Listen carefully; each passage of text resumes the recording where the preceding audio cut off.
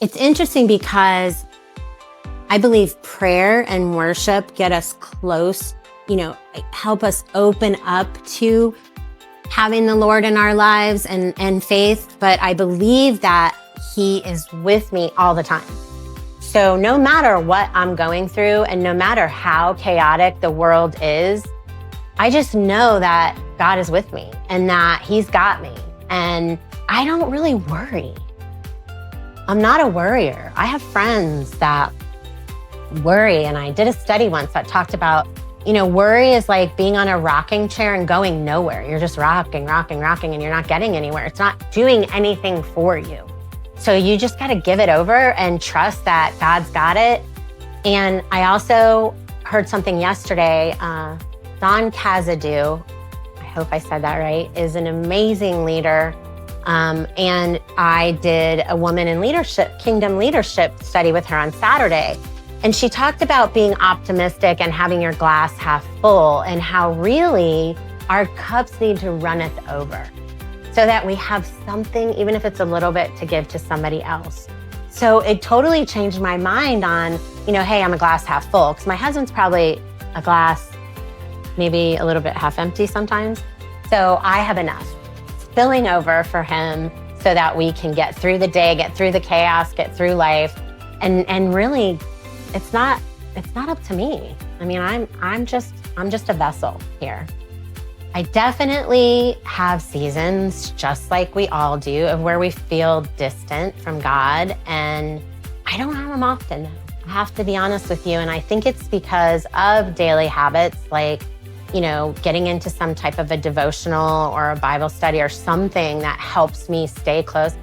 Shelly, my sister-in-law, AKA amazing assistant, she'll tell you, like, if we're driving down the road, I am blasting worship music. It is my love language. I love to sing I love worship music. It makes my day and my drive and my time better than listening to garbage. So for me, that is one of the things I do daily to help me do that. A dry season, so we were very involved in a church. I'm talking 12 years in. I was leading a huge Bible study. My husband was the stewardship chair. It was a Methodist church. We don't even know what Methodist is. We just knew that's where we were being served. And I can honestly say the pastor and his wife were our best friends, some of our best friends. I came home from work one day and my husband said, we need to go see Chuck and Kayla. And I just started crying. I lost my mind. I'm like, you're leaving me, aren't you? And he goes, no, why are you asking me that? I'm like, why are you taking us to the pastor's house? You're leaving me. He goes, babe, just get in the car.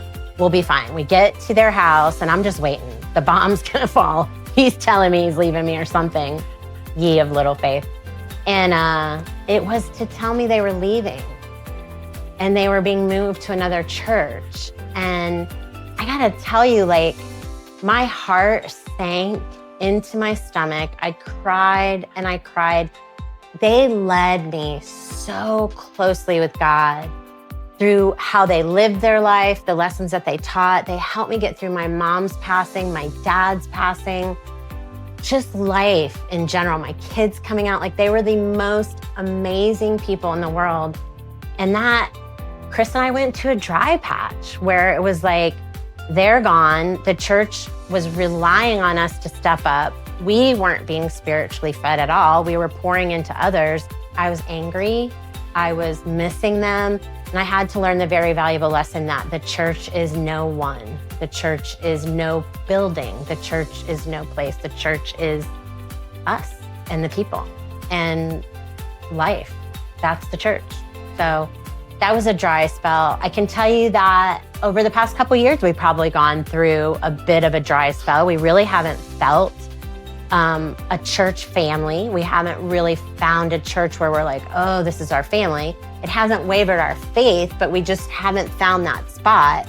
I see our spot opening. I can tell you that they're not really my niece, but two children that I love, just like my own, my best friend's girls. One married a boy who just became the pastor of a church. And I was resisting it because I know him really well. And I just thought, how can I allow Pastor Jairus to lead me? And we've gone to the few services and I'm like, wow, this kid who I knew was just amazing and one of the most loving, accepting, generous human beings. He's doing really, really well, and I shouldn't judge him, but listening to him, we just went yesterday, it was incredible, and I have to give my daughter Grace, honestly, the credit for that. Grace is our youngest. She is our shyest. For the first 3 years of her life, she hated people. She literally sat on my husband's hip and never smiled, ever. I was pregnant with her when my mom passed, so a lot went on during that pregnancy. And about a year ago, we got a video of someone on a stage singing, and they had the music stand in front of their face. And Dad and I are like, oh, that's really cool. Who is that? She's like, me. We're like, what do you mean? We had no idea she could sing, let alone Grace on a stage singing, playing a guitar, no less. Never had a guitar lesson. And she's like, yeah, it's me. Well, we have watched her in this year completely come into herself. She's leading worship. She leads a huge group of students. And all of this, and I honestly have to say, Jairus is the catalyst. Jairus and Savannah walking the walk, showing her love and grace, and she's singing up on the stage. So we don't have a dry patch anymore, really, because of that. Peace. What does peace look like for me? I have to find peace in the chaos, to be honest with you. There's always something good. There's always a way to look around us and say, that's really good. I mean, honest peace for me is that my family is healthy, that we are, gainfully employed, and that we are, mostly just healthy. However, true peace, I think God gives you moments of peace and then moments of chaos.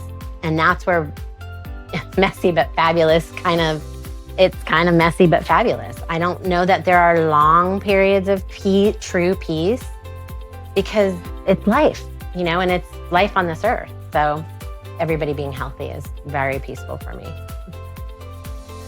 Life being healthy, life being fun and exciting, everybody being happy, that's kind of true peace for me. So that's where messy but fabulous comes in, because it's a lot of chaos and a lot of mess, but a ton of fabulous, and you just have to look for it. So I love you and mean it. Thanks.